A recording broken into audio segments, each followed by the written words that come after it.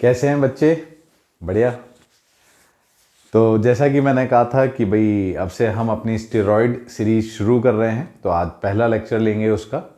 और जिन जिन बच्चों के लिए मैंने बताया था सिर्फ उन्हीं बच्चों के काम आएगी। ये चीज़ ध्यान रखें कि जिन बच्चों को फिज़िक्स आती है या फिर जो आईआईटी लेवल की फ़िज़िक्स पढ़ना चाह रहे हैं उनके लिए ये प्लेटफॉर्म नहीं है। ये मेरे उन प्यारे प्यारे बच्चों के लिए प्लेटफॉर्म है जो नीट निकालना चाहते हैं और फिज़िक्स उनके लिए अवरोध बन चुकी है। फिज़िक्स ऐसा लग रहा है उन्हें कि वो फिज़िक्स में कॉन्फिडेंस गेन नहीं कर पा रहे, और फिज़िक्स और उन मतलब ये समझिए डॉक्टर बनने और उनके बीच की दूरी के बीच में फिज़िक्स खड़ी है। तो बस उन्हीं को पार कराने के लिए ये स्टेरॉयड सीरीज शुरू की गई है। तो बस सीधी सी बात है कि भाई जो बच्चा बहुत डेप्थ में फिज़िक्स पढ़ना चाह रहा है या जो इन लेक्चर से ये एक्सपेक्ट कर रहा है कि भाई वो कोई बहुत साइंटिस्ट बन जाएगा इन्हें पढ़ के, नहीं, ऐसा नहीं है। ये लेक्चर्स मैंने सिर्फ अपने उन नीट वाले बच्चों के लिए डिज़ाइन किए हैं कि भाई वो इतना समझ जाएं और इतना जान लें कि उन्हें बायो आती है, केमिस्ट्री वो कर लेते हैं, कुछ फिज़िक्स में इतना कर लें कि भाई वो अपनी नौका पार लगा सकें नीट के एग्ज़ाम में। तो इस बात को समझकर वीडियो देखिएगा, ठीक है? चलिए, तो पहला टॉपिक काइनेमेटिक्स लिया है आज मैंने। काइनेमेटिक्स में पहले बेसिक बातें जो हम जानते हैं, जैसे स्पीड क्या होती है, वेलोसिटी क्या होती है, बच्चों याद है? स्पीड क्या होती है वो जानते हैं हम कि coverage of distance with respect to time. But दोनों में क्या फ़र्क होता है स्पीड वेलोसिटी में? कि भाई एक स्केलर क्वांटिटी होती है, एक वेक्टर क्वांटिटी होती है, एक का डायरेक्शन होता है। उसी तरीके से डिस्टेंस डिस्प्लेसमेंट का फ़र्क भी यही होता है।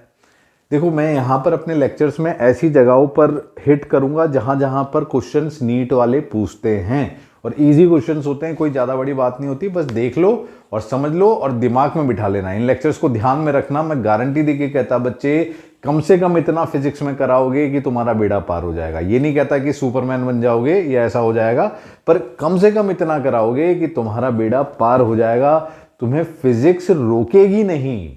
ये बात समझना बस, ठीक है? जैसे कि डिस्टेंस वर्सेस टाइम का एक ग्राफ बनाया है बच्चों मैंने। अपने को पता है डिस्टेंस क्या होता है, डिस्प्लेसमेंट क्या होता है। कोई भी दो पॉइंट्स की अगर हम बात करें कि भाई ये ए ये बी और एक मार्ग ये गया, एक सीधा कवर हुआ, तो जो मार्ग पूरा कवरेज ले, पूरे पाथ पर, जिस पाथ पर आप चल कर गए उसको पूरा कवर करे वो डिस्टेंस, और जो सिर्फ उनके बीच को सीधा सीधा रस्सी डाल के सीधा खींच दो उन दोनों पॉइंट्स के बीच में और देखोगे कितनी दूरी आ रही है, तो डायरेक्ट दैट दूरी इज डिस्प्लेसमेंट। ये तो होता है, पर डिस्प्लेसमेंट वेक्टर क्वांटिटी है, यानी इसका इनिशियल पॉइंट से फाइनल पॉइंट की तरफ डायरेक्शन होता है। डिस्टेंस का कोई डायरेक्शन नहीं होता। अब जैसे कि एक सवाल आता है कई बार, एक ग्राफ दे देंगे और उसमें पूछेंगे, 3-4 तरीके के ग्राफ्स दे देते हैं और पूछते हैं कि भाई बताओ इनमें से कौन सा गलत है या सही है, ऐसा पूछते हैं। तो जिसमें एक ग्राफ है जैसे डिस्टेंस वर्सेस टाइम का ये ग्राफ है, क्या आपको इस ग्राफ को देखकर कुछ भी गलत या सही जैसा प्रतीत हो रहा है? कुछ भी ऐसा लग रहा है, फीलिंग आ रही है कि यार इसमें कुछ गलत है या इसमें कुछ सही है? अगर आप ध्यान से इस ग्राफ को देखें, एक बार देख लो पहले अपने आप, फिर बताओ मुझे। ज़्यादा समय तो नहीं है अपने पास देखने का, फिर भी एक बार एक थॉट दे दो।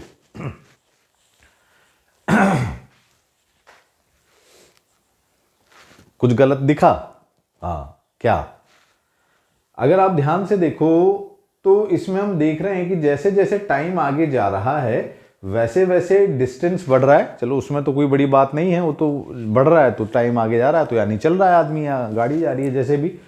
उसके बाद डिस्टेंस कम हो रहा है। वैसे देख डायरेक्ट पहली नज़र में कुछ गड़बड़ दिखता नहीं, पर अब एक चीज़ बताओ बच्चों, डिस्टेंस कम कैसे हो सकता है? मान लो आप कहीं का चक्कर काट कर आ गए वापस वहीं पर, तो आप यूं कहोगे क्या कि डिस्टेंस जीरो हो गया?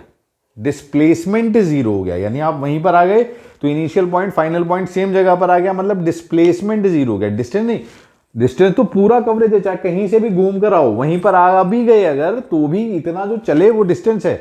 यानी डिस्टेंस कभी बैक में नहीं जाता है, डिस्टेंस कभी कम नहीं होता है। डिस्टेंस का कोई डायरेक्शन थोड़ी है कि ये पॉजिटिव ये नेगेटिव। तो ये ग्राफ गलत है। डिस्टेंस में अगर आपको कम होता हुआ दिख रहा है तो ये ग्राफ गलत है। बस इसी तरीके से देखो, फीलिंग्स पकड़ लेना और इन चीजों को ध्यान रखना जहां बता रहा हूं, कोई गड़बड़ नहीं होगी। करके आओगे सवाल, ठीक है?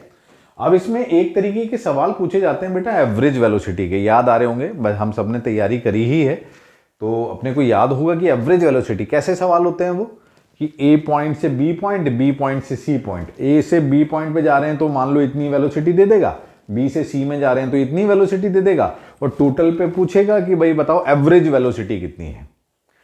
सबसे पहली चीज तो कुछ बच्चे एवरेज निकालते समय क्या करते हैं, v1 प्लस v2/2। यार ये गलत है यार, ये नहीं करना। ये एरिथमेटिक एवरेज होता है, मैथ्स वाले बच्चों के लिए ये बातें हैं। ये एरिथमेटिक एवरेज, ज्योमेट्रिक एवरेज अपने को समझने की जरूरत नहीं है। अपने को बस ये समझना है कि ये नहीं करना है। तो फिर क्या करना है, बहुत सारा काम, जहां मैं सिंपल सा एक फॉर्मूला बता रहा हूं, जैसे बायो याद करते हो ना वैसे ही पढ़ो अभी फिजिक्स। जो चीज बता रहा हूं याद करनी है वो याद करनी है बस। मान लो सवाल आया है इस तरीके से कि भैया कि यहां से ए से बी गया, कुछ k1v वेलोसिटी दे दी, यहां से यहां गया, कुछ k2v वेलोसिटी दे दी। ये डिस्टेंस है L1, ये डिस्टेंस है L2। ये डेटा याद रखो।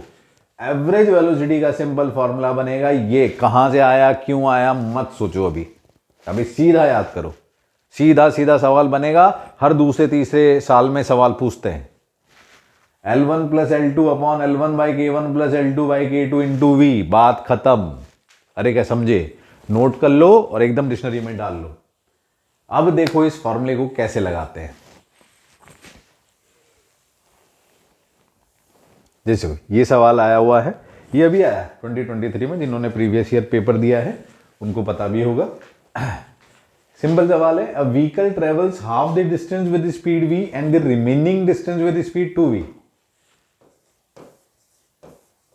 भाई आधा डिस्टेंस मान लो टोटल L है तो इसे अपन L/2 बोल देते हैं, इसे भी L/2 बोल देते हैं। ठीक है, टोटल L मान लेते हैं। ये डिस्टेंस v से हो रहा है और ये डिस्टेंस 2v से हो रहा है। ज्यादा दिमाग मत लगाना, फिर बता रहा हूं, क्योंकि कई जगहों पर वो जो एवरेज वाले फॉर्मूले है ना, v1 plus v2/2 arithmetic average वाले, वो वर्क कर जाते हैं। तो कई जगहों पे देख के लगता है सर उससे आंसर तो आ रहा है। नहीं नहीं, ज्यादा दिमाग मत लगाओ। मैथमेटिक्स वालों के लिए रहने दो। अच्छे बच्चे, जो बहुत अच्छे बच्चे हैं ना, उनके लिए रहने दो। हाँ, अपने आप को सबसे पहले गधा मानो, तभी सही कर पाओगे। ये बात समझ में, ध्यान से समझ लेना। हाँ सर हम गधे हैं, हमें किसी तरीके से पार लगवा दो, तो तुम पार लग जाओगे बच्चे। ज्यादा नहीं दिमाग लगाने का, जो बोला है वो करो बस। v वेलोसिटी से जा रहा है, 2v वेलोसिटी से जा रहा है, ये L/2 है, ये L/2 है। ठीक है, ये दिया हुआ है, यही तो है क्वेश्चन। एवरेज स्पीड पूछिए। अभी जो फॉर्मूला बताया वो बताओ क्या है। एवरेज स्पीड का फॉर्मूला याद कर लेना, L1 प्लस L2 यानी L/2 plus L/2, L/2 plus L/2 upon L1/K1 यानी L1 ये है, L1/K1, K मतलब इसके साथ जो कोएफिशिएंट है दैट इज 1, यानी L/2/1 यानी इंटू 1 प्लस L2/K2, L2 मतलब L/2 K2, K2 मतलब V के साथ जो कोएफिशिएंट है दैट इज 2। ये आ गया। ऊपर क्या बना, L/2/L/2, L आ जाएगा ये तो। ठीक है, इसे तो L ही लिख देते हैं। इतना एक्सपेक्ट करता हूं कि इतना तो ऐड हम सभी कर लेंगे, है ना। L/2 प्लस L/4 क्या होता है, 3L/4 होता है। ये हो गया, कितना आया, 4L/3। और यहां इसके साथ सॉरी V भी था और ये LL कट जाएगा, ये V आएगा इधर, है ना। हाँ, 4V/3, 4V है क्या कोई ऑप्शन है भाई, ये रहा, आ गया। बच्चा क्या करेगा, अब ज्यादा दिमाग वाला बच्चा होगा, या फिर हमने जैसे पढ़ा है कि भाई यहाँ पूरा प्रॉपर निकालना है, जिसे आता है निकाल लेगा। पर अगर उसे भी ये फॉर्मूला याद है ना, तो ये ज्यादा जल्दी निकाल लेगा और समय बचा देगा। अपने को तो सोचना ही नहीं, हमें तो भाई हाँ सर आपने फॉर्मूला बता दिया और अब ऐसा जो भी क्वेश्चन आएगा हम कर लेंगे, बात खत्म। समझे क्या, ठीक है, ये ध्यान रखो।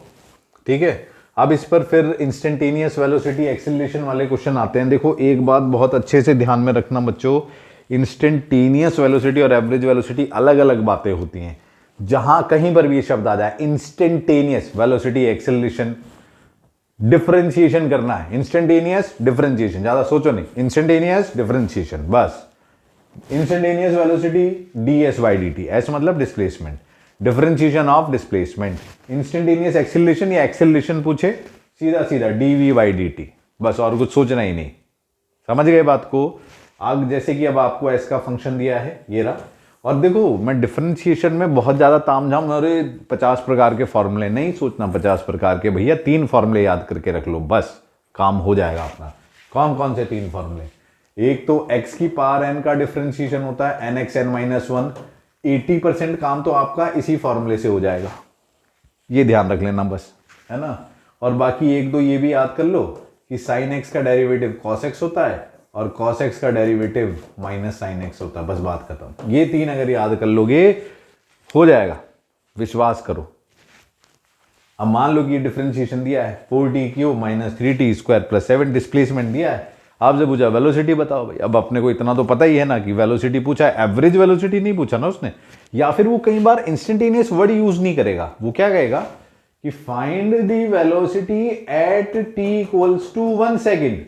वो यूं कहेगा कि 1 सेकंड पे वेलोसिटी बताओ। तो अपने आप इतना दिमाग लगाना कि 1 सेकंड पे मतलब कि वो तो इंस्टेंटेनियस ही है ना, एवरेज का मतलब तो 2 अलग अलग समय दिए हुए होंगे। नहीं समझे बात? समझे? तो 1 सेकंड पर ही पूछा है, तो t इक्वल्स टू 1 सेकंड डालने का सीधा सीधा। तो यहां पर यानी ऐसे पूछ लिया, मान लो यही पूछ लिया, तो अपन को डिफरेंशिएट करना है इसे। 4 तो कांस्टेंट है, उसे ऐसे ही रहने दो। t³ का डेरिवेटिव इस फॉर्म में से nxn-1, तो ये हो जाएगा 3t² माइनस इधर 3 इंटू 2t और 7 कांस्टेंट का 0 होता है, ध्यान रखिएगा ये बात। तो ये कितना आया 12t² माइनस 6t। अरे क्या समझे? अब इसमें t की जो वैल्यू दी है, जैसे 1 सेकंड दी है वो डाल देंगे, तो ये 12 माइनस 6 आ जाएगा। This is instantaneous speed. ठीक है। अब ये एक्सेलरेशन पूछा होता तो जो वेलोसिटी का जो फंक्शन निकला ना उसको डिफरेंशिएट करना, इस नंबर को मत डिफरेंशिएट कर देना, फंक्शन डिफरेंशिएट होता है ना। तो अब ये जो बनेगा, ये क्या बना है 12t² माइनस 6t, इसका वापस डेरिवेटिव करोगे 24t माइनस 6, ये आ गया एक्सेलरेशन का फंक्शन। अब मान लो एक्सेलरेशन भी पूछा है at t equals to 1 second पर, तो t इक्वल्स टू 1 डालो इसमें, तो 24 minus 6 18 metre per second square. अरे क्या बात समझे? तो जब भी इंस्टेंटेनियस वेलोसिटी, इंस्टेंटेनियस एक्सेलरेशन की बात हो रही है, या फिर वर्ड इंस्टेंटेनियस ना यूज कर वो सीधा सीधा कह रहा है कि t इक्वल्स टू दिस, कोई पर्टिकुलर टाइम दे दिया और उस पर वेलोसिटी बताओ, एक्सेलरेशन बताओ, तो ऐसे करने का सीधा सीधा डिफरेंशिएट करो, वैल्यू डालो, बात खत्म। और डिफरेंशिएशन के लिए ये 3 बातें याद रखना, इसी में काम हो जाएगा, फिर विश्वास दिला रहा हूं। समझे? चलो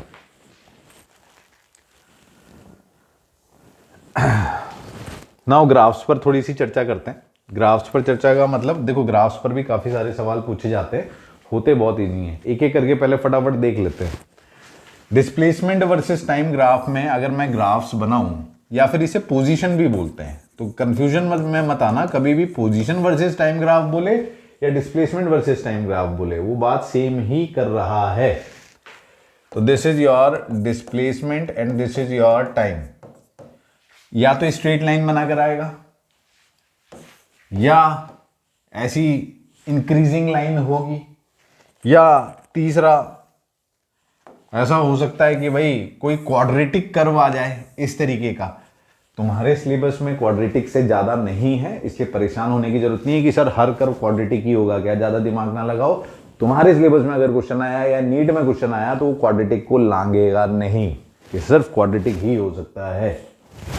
ठीक है। अब इसका क्या मतलब है? इसका मतलब है कि डिस्प्लेसमेंट कांस्टेंट है, यानी वेलोसिटी 0 है। इसका क्या मतलब है?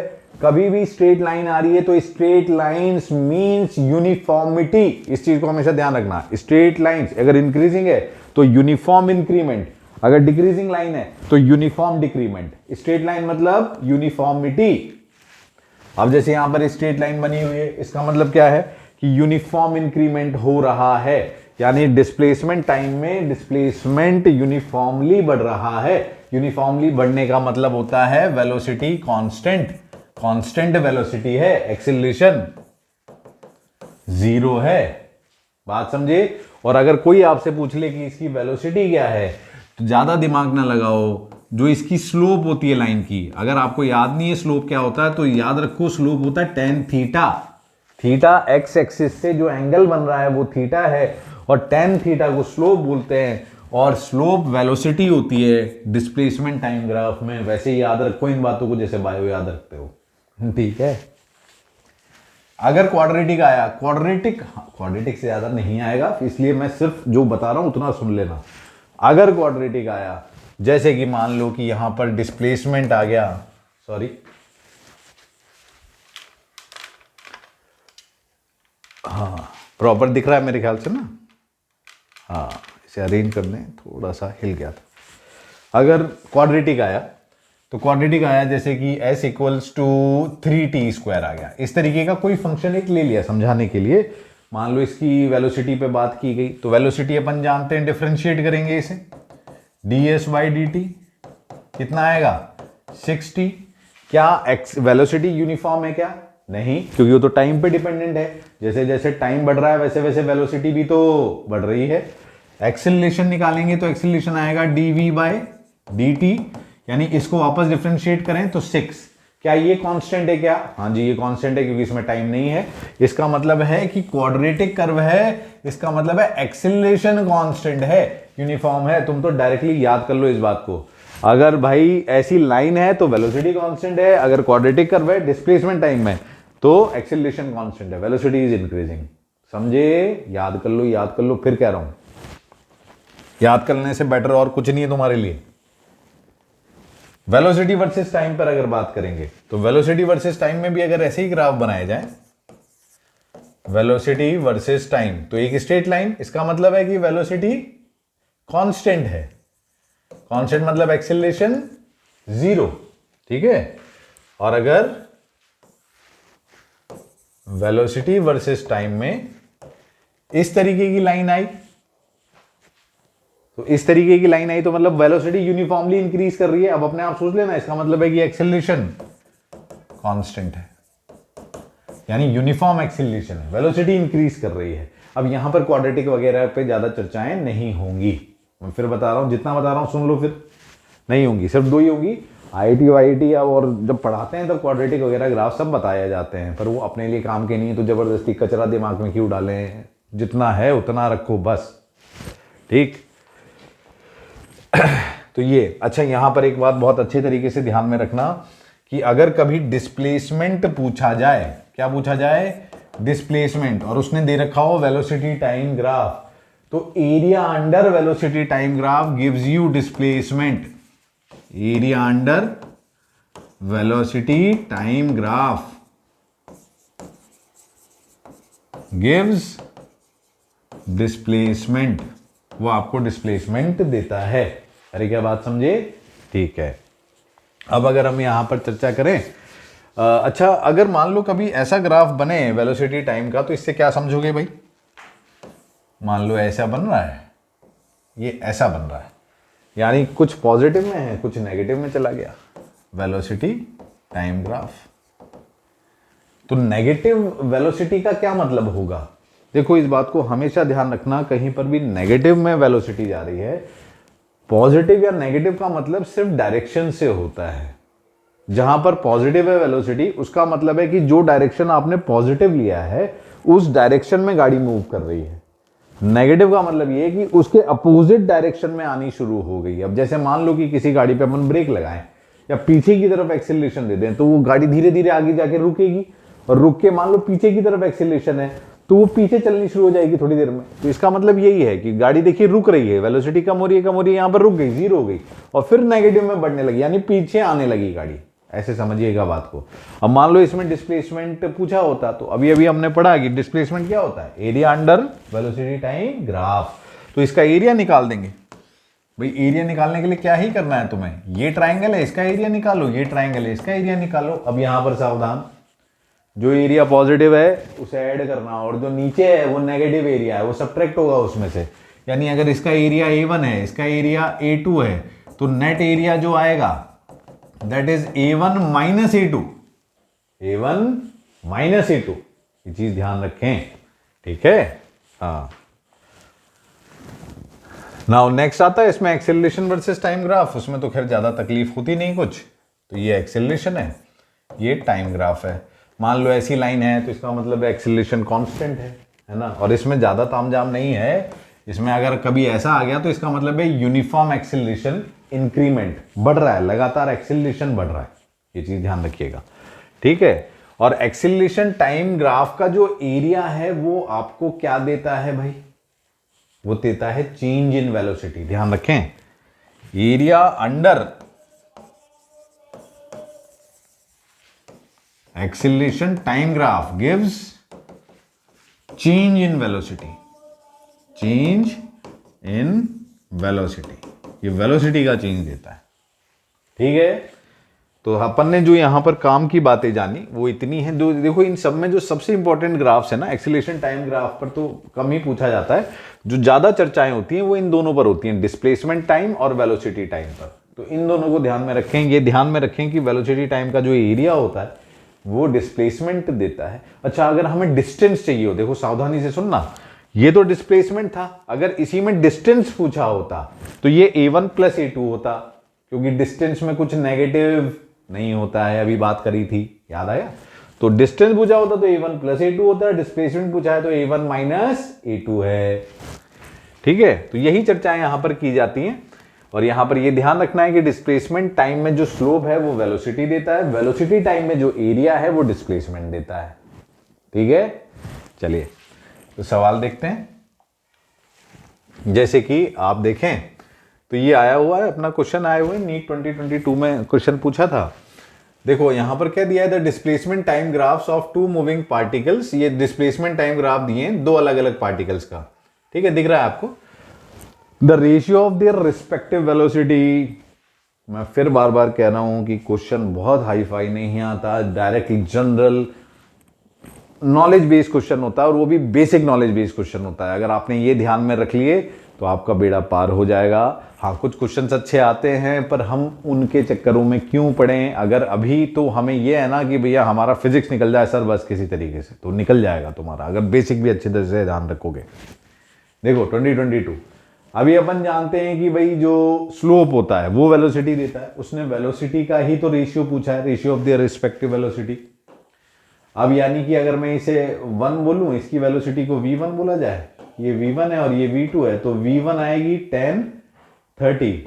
तो 1030 की वैल्यू याद है ना तुम्हें, 1/√3, और v2 आएगी 1045 एंड इट इज 1।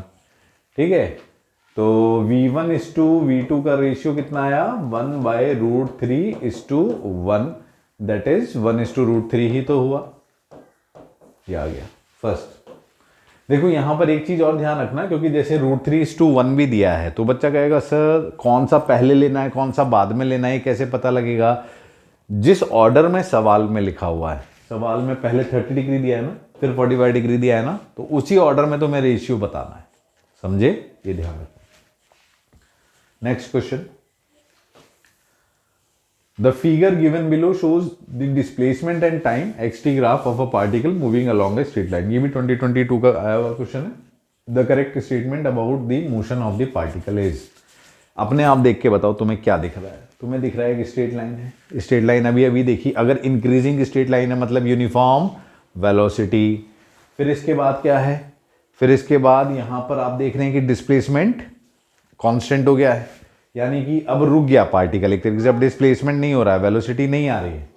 ठीक है, तो अगर हम देखें the particle moves at a constant velocity up to a time t0 and then stops. दिख रहा है, the particle is accelerated throughout its motion. नहीं, ऐसा नहीं है। The particle is accelerated continuously for time t0। नहीं, ऐसा भी नहीं है। पार्टिकल ये नहीं है। पहला वाला देखते ही पता लग रहा है कि भाई बिल्कुल सही है, ध्यान से देख लो।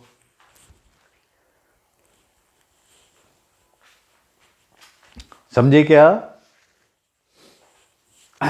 ठीक है बच्चों, चलो तो ये इजी है। अब आ जाते हैं यूनिफॉर्म एक्सीलरेटेड मोशन पर। किस पर? यूनिफॉर्म एक्सीलरेटेड मोशन पर। तो यूनिफॉर्म एक्सीलरेटेड मोशन पे देखो, वैसे तो अपन ने 3 इक्वेशंस अपन ने बचपन से पढ़ी हैं, v equals to u plus at, s equals to ut plus half at square, v square equals to u square plus 2as। ये 3 तो याद ही होंगी सिर्फ बच्चों को, 2 और याद कर लो बस। एक तो displacement in nth second, that is u plus a/2 2n-1, और एक s equals to v plus u/2 into t। इनके बिना भी हो जाता है, कर लेते बच्चे, अपने को नहीं सोचना ज्यादा। बच्चे क्या कर लेते हैं, अपने क्या पढ़ा, कुछ नहीं, तुम ये 5 इक्वेशंस याद कर लो बस, इसी में तुम्हारे मोस्टली क्वेश्चन सॉल्व हो जाएंगे। समझे? देखो एक बार पहले लिख लो इन्हें।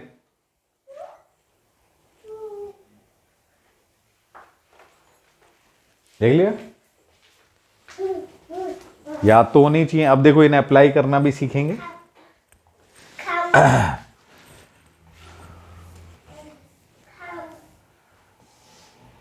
सबसे पहला क्वेश्चन देखो 2020, इसमें बहुत इजी क्वेश्चन बनते हैं यहाँ से, आपको बस उन्हें ध्यान रखना है। पहला क्वेश्चन देखिए, horizontal bridge is built across a river, student standing on the bridge. देखो इस तरीके से कुछ सवाल पूछा हुआ है। अच्छा, एक चीज हमेशा ध्यान रखना है इन इक्वेशंस को लिखते समय, क्योंकि ये बच्चा कई बार गलती करता है। चाहे सवाल आपका हॉरिजॉन्टल मोशन का हो या सवाल आपका वर्टिकल मोशन का हो, किसी एक डायरेक्शन को आपको पॉजिटिव लेना ही होगा, वो आपकी इच्छा है कौन सा। जैसे मान लो कि जनरल सेंस में इसे हम आगे को पॉजिटिव लेते हैं, पीछे को नेगेटिव लेते हैं। इसमें ऊपर वाले को पॉजिटिव लेते हैं, नीचे वाले को नेगेटिव लेते हैं। ठीक है, यानी जो जो चीजें आगे की तरफ होंगी वो सब पॉजिटिव, जो जो पीछे की तरफ होंगी नेगेटिव, जो जो ऊपर की तरफ होंगी वो पॉजिटिव, जो जो नीचे की तरफ होंगी नेगेटिव। अपन जनरली ये कन्वेंशन बना के चलते हैं, कहीं पर कुछ बदलेगा तो देखेंगे। अब जैसे इन्होंने कहा कि एक बच्चा ब्रिज पर खड़ा है, ध्यान से समझिएगा क्वेश्चन को। उसने क्या कहा कि standing on the bridge throws a small ball vertically upward with a velocity 4 metre per second. 4 metre per second से उसने बॉल को ऊपर उछाला। The ball strikes the water surface after 4 seconds. उसे टोटल जो टाइम लगा वो 4 सेकेंड का टाइम लगा। The height of bridge above water surface is. देखो बच्चों, सबसे पहले तो यहां पर हमेशा ये जो वर्टिकल वाले सवाल आएंगे ना, इनमें कुछ बातें ध्यान में रखना। एक बात तो ये कि जिस स्पीड से बॉल ऊपर जाती है ना, कहीं पर भी पूरे थ्रू आउट इट्स मोशन, उसी जगह पर जब वो वापस लौटती है उतनी ही हाइट पर, तो उसकी सेम स्पीड होती है। अपोजिट डायरेक्शन होगा पर स्पीड सेम होगी। ये चीज हमेशा ध्यान है। मान लो कि यहां पे 4 मीटर पर सेकंड से फेंका, तो जब ये नीचे आई ना यहां पर, तो इसकी स्पीड यहां पर भी 4 मीटर पर सेकंड ही होगी।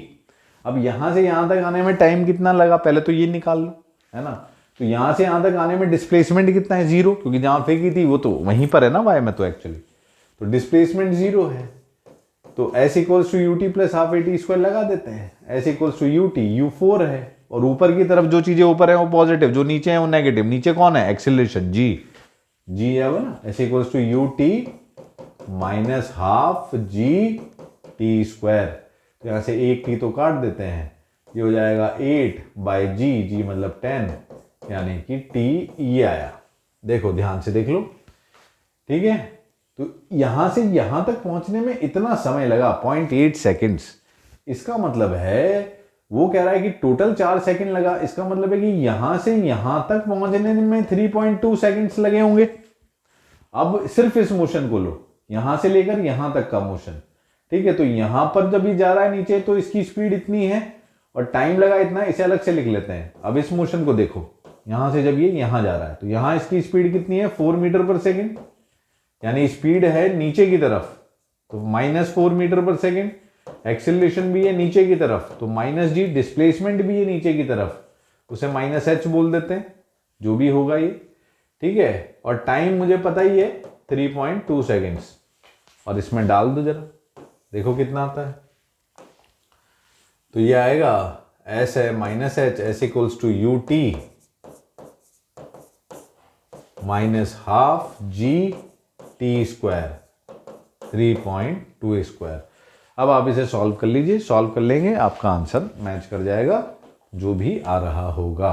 एक बार देख लेंगे उसी हिसाब से करके। क्वेश्चन को आप ये देखिए कि समझ में आया कि नहीं आया। थोड़ा सा इस तरीके के सवालों की प्रैक्टिस कर लीजिएगा, क्योंकि जनरली सवाल होते बहुत ईजी हैं। थोड़ा सा बस ये कैलकुलेशन, डायरेक्शन सेंस लगाकर इन इक्वेशंस को लगाना है, ये थोड़ा सा आना चाहिए, है ना। हाँ, जैसे मैंने पीछे फॉर्मूले बताए ना, उसमें डिस्प्लेसमेंट ऑफ nth सेकेंड वाला फॉर्मूला काफी पूछा जाता है, u plus A by 2 2n-1। ये जो फॉर्मूला था nth सेकेंड में, ऐसा कई बार क्वेश्चन पूछा गया कि भाई फर्स्ट सेकंड में, सेकंड सेकंड में और थर्ड सेकंड में जो डिस्प्लेसमेंट आया है इनका रेशियो बताइए। तो करना क्या है, n को 1 डालना है तो फर्स्ट सेकंड का डिस्प्लेसमेंट आ गया, n को 2 डालना है तो सेकंड का, थर्ड डालेंगे तो थर्ड सेकंड का, निकाल के सीधा सीधा रेशियो ले लो। पर वो तभी कर पाएंगे ना जब फॉर्मूला याद होगा, नहीं याद होगा तो कैसे करेंगे। तो याद रखना बच्चों इसे। इसी तरीके से थर्ड क्वेश्चन, ये भी 2022 में आया। A stone is thrown vertically downwards with an initial velocity of 40 metre per second. ये क्या बोल रहा है, ध्यान से देख लो। ये कह रहा है स्टोन को हमने नीचे की तरफ फेंका 40 मीटर पर सेकेंड से। ठीक है, from the top of a building if it reaches the ground with a velocity of 60 metre per second. जब ये यहां पहुंचा, देखो डायग्राम बना लेना बहुत जरूरी होता है। कई बार बच्चा सोचता है कि मैं हाथों से ही कर लेता हूं, पर उसमें गलती हो जाती है यार। हमेशा डायग्राम बना लो, कोई ज्यादा समय नहीं लगता। Then the height of the building is, अब देखो डेटा लिख लो, अपने आप पता लग जाएगा क्या क्या करना है। u क्या है, नीचे की तरफ लिखो तुम तो माइनस, एक्सेलरेशन क्या है माइनस जी, फाइनल वेलोसिटी क्या है माइनस 60, हाइट पूछिए v square equals to u square वाला फॉर्मूला लगा देते हैं। तो v square equals to u square plus 2as, तो v स्क्वायर यानी माइनस 60 का स्क्वायर, u स्क्वायर यानी माइनस 40 का square plus 2 minus g s, s मतलब पता नहीं क्या है, चलो देखो तो ये आएगा एस मतलब वही displacement, 16 minus 2 into 10 into S. ठीक है, तो अब जरा देख ले एक बार, ये आ जाएगा ना। हाँ, ये एस जो है नेगेटिव का आएगा क्योंकि हम वो नीचे ले रहे हैं, तो यहाँ पर भी माइनस आके प्लस हो जाएगा। तो ये आ जाएगा कितना 2000 divided by 20 is equals to s, ये कट गया 100 आ गया आंसर 100। डायरेक्ट फार्मूला बेस्ड सवाल आते हैं और पक्का आते हैं भाई, पक्का आते हैं। काइनामेटिक्स से 2-3 सवाल आप मिल जाते हैं और मैं बता रहा हूँ करने लायक सवाल होते हैं। डेटा याद रखो, आराम से कर लो, हो जाएंगे। 2-3 सवाल आपके काइनामेटिक्स से ही हो गए खाली। बताओ और क्या चाहिए। ठीक है, अब आता है रिलेटिव मोशन। ये वो एरिया है जहां पर बच्चे सर्वाधिक परेशान होते हैं। तो रिलेटिव मोशन का कंसेप्ट क्या होता है बच्चों, ये थोड़ा सा ध्यान रखो, कोई ज़्यादा बड़ी चीज़ नहीं है और ज़्यादा दिमाग मत लगाओ, बस जो बता रहा हूँ वो सुन लो। जब भी हम किसी चीज़ को किसी के रिस्पेक्ट में देखते हैं तो वो चीज़ रुक जाती है और उसके पास जो भी वेलोसिटी और एक्सीलरेशन होता है वो बाकी सारी चीज़ों को अपोजिट डायरेक्शन में मिल जाता है। मेरा बस ये सेंटेंस याद रखना, आप जब भी किसी चीज़ को किसी के रिस्पेक्ट में देखते हैं तो वो चीज़ रुक जाती है और उसके पास जो वेलोसिटी और एक्सीलरेशन था वो बाकी सबको अपोजिट डायरेक्शन में मिल जाता है। अरे क्या बात समझे, समझ गए? ठीक है, फिर मैं बता रहा हूं कि फिर ज़्यादा दिमाग ना लगाना। अब जो जो चीज़ें बता रहा हूं, जैसे जैसे सवाल आते हैं, जैसे लिफ्ट वाले सवाल आते हैं, कुछ एस्केलेटर वाले, या रिवर में जैसे बोट जा रही आ रही है वैसे सवाल आते हैं। कुछ फॉर्मूले बना दिए बच्चों मैंने, ज़्यादा दिमाग खराब होता है ना, कोई परेशानी नहीं, ये फॉर्मूले याद रख लेना, पक्का पक्का सवाल बना के आओगे। ठीक है, देखो सवाल क्या है, ये 3 लिफ्ट है, लिफ्ट के 3 केस बनाए मैंने। यही होते हैं, या तो लिफ्ट ऊपर जा रही होती है या लिफ्ट नीचे आ रही होती है। ये है जब लिफ्ट रुकी हुई है, मान लो कोई आदमी है जिसके हाथ में कोई भी बॉल होगा, कोई ऑब्जेक्ट होगा और वो ऑब्जेक्ट को इस तरीके से ड्रॉप करेंगे। तो ऑब्जेक्ट ड्रॉप करेंगे, ये हाइट आएगी h और आपसे टाइम पूछेंगे। अब इसी में क्या करेंगे, या तो एक्सीलरेशन नीचे दे देंगे लिफ्ट को, या क्या करेंगे एक्सीलरेशन ऊपर दे देंगे लिफ्ट को। अलग अलग रिलेटिव तरीके से समझाया जाता है, करा जाता है। मैंने 3 फॉर्मूले बना दिए हैं, इन्हें ध्यान रख लेना बस। अगर लिफ्ट कहीं नहीं जा रही तो इसको नीचे आने में जो टाइम लगेगा दैट इज √2h/g। अगर लिफ्ट नीचे जा रही है तो इसको नीचे आने में जो टाइम लगेगा दैट इज √2h/g-a। और अगर लिफ्ट ऊपर ही एक्सेलरेशन से जा रही है तो जो टाइम लगेगा दैट इज √2h/g+a। याद कर लो तीनों। ठीक है, इसी के साथ एस्केलेटर प्रॉब्लम्स आती हैं। इसे हम दूसरे और भी तरीके से हो जाते हैं, मान लो कोई रनिंग चीजें हो उस पर हो, सेम तरीका यही है। एस्केलेटर में क्या होता है कि जैसे एक आदमी होता है और एक एस्केलेटर होता है। इसमें वो आपको देता है कि आदमी अगर चल के जा रहा है तो उसको इतना समय लग रहा है। मान लो कहीं जा रहा है, एस्केलेटर रुका हुआ है, तो आदमी को टाइम लग रहा है T1, एक पॉइंट से B पॉइंट तक चढ़ने में। और अगर मान लो वो एस्केलेटर पे खड़ा हो जा रहा है, एस्केलेटर उसे ऊपर ले जा रही है, जैसे मॉल्स में लगे होते हैं ना, तो उसको टाइम लग रहा है T2। अब वो सवाल बनाते हैं कि भाई आदमी एस्केलेटर पे अगर चलना शुरू कर दे अपनी स्पीड से तो वो कितने टाइम में पहुंचेगा, या तो ऊपर चलना शुरू कर दे या नीचे आना शुरू कर दे।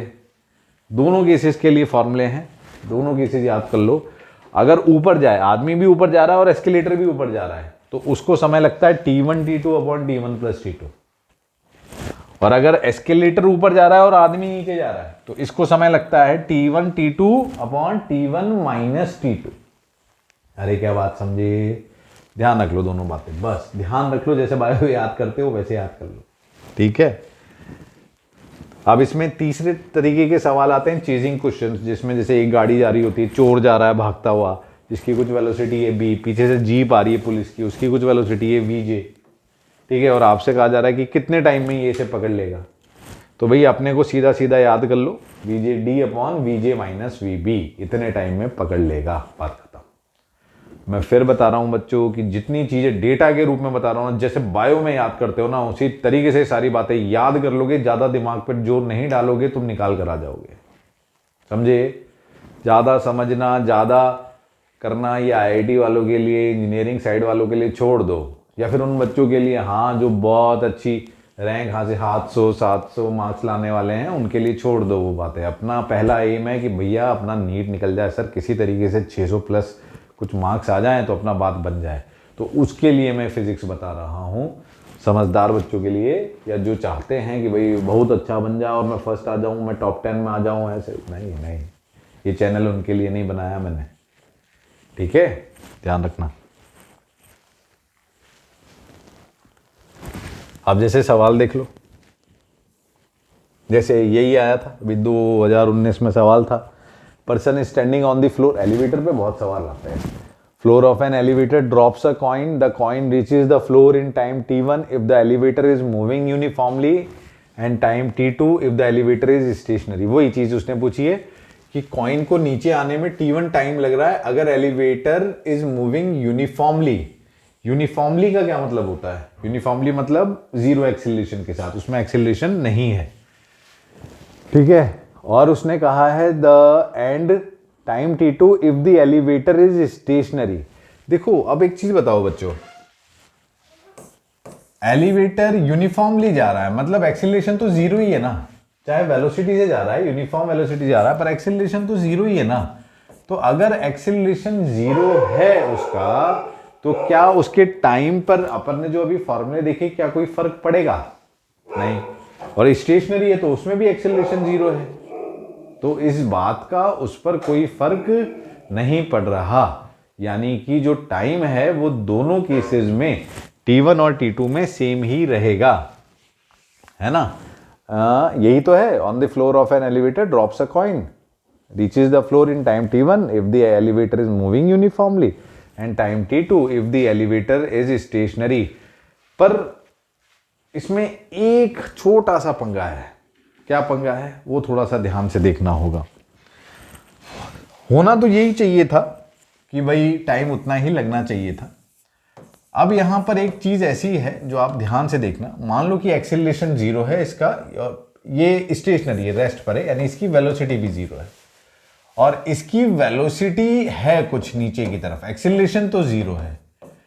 देखो बच्चों कि अगर एक्सेलरेशन जीरो है पर वेलोसिटी है, तो क्या वो फॉर्मूले यहां पर वर्क कर रहे हैं? इसमें तो वर्क कर रहा है ना, क्योंकि ड्रॉपिंग का केस है। लेकिन अगर वो यूनिफॉर्मली कर रहा है और उसने ड्रॉप ये नहीं बोला है कि उसी समय पर वो गिरा रहा है, क्योंकि वो जो 3 फॉर्मूले हमने पढ़े ना, उसमें जिस समय पर लिफ्ट स्टार्ट हुई है उसी समय पर ड्रॉप होता है, ये कंडीशन होती है वहां पर। मैं ये लिख देता हूं जिससे कि कई बार कंफ्यूजन ना आ जाए। इन फॉर्मूलेज में ये कंडीशन होती है कि भाई ये जो ड्रॉप कर रहा है, इन तीनों को drop and acceleration of lift starts at same time, ये सेम टाइम पर होते हैं। पर अगर ऐसी घटना ना घट रही हो तो फिर हमें कुछ और करना होता है। कुछ और में क्या करना है, जैसे इस सवाल में देखो, वो ये करना है कि भाई यहां पर जैसे इसकी वेलोसिटी है v नीचे की तरफ, अब हम चाहते हैं कि भाई इसमें कितना टाइम लगा, हमें पूरा निकालना नहीं है ना कि भाई ये निकालना है, पर ये है कि हाँ इसका टाइम मुझे पता है कि √TH/g होगा। अब इसमें आप अपने आप सोचो कि वेलोसिटी अगर है और वो चल रहा है उस समय और तुमने ड्रॉप किया, तो अगर ये रुका हुआ होता तो इतना डिस्टेंस कवर करना पड़ता, पर अब आपने छोड़ दिया है, लिफ्ट भी नीचे जा रही है, तो ये क्या धीरे धीरे नीचे जाएगी ना, मतलब नीचे जा रही है ना। तो इस बॉल तो यहीं से ड्रॉप हुई, पर इसको यहां से यहां तक पहुंचने में समय ज्यादा लगेगा कि नहीं लगेगा? लगेगा ना। तो यानी इस केस में जो टाइम लग रहा है वो ज़्यादा है अगर वेलोसिटी नीचे की तरफ है तो, और अगर वेलोसिटी ऊपर की तरफ होती लिफ्ट की, अपने आप सोचो बस दिमाग से, ऊपर की तरफ होती तो जैसे ही ड्रॉप किया लिफ्ट ऊपर चली जाती, तो इसको यहां से बेस तक पहुंचने में जो टाइम लगता वो कम लगता।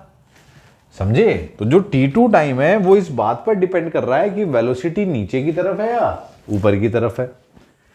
हाँ, जैसे इन्होंने ये फर्स्ट ऑप्शन में दिया है कि भाई T1 is less than T2 और T1 is greater than T2 depending upon whether the lift is going up और डाउन। समझे क्या?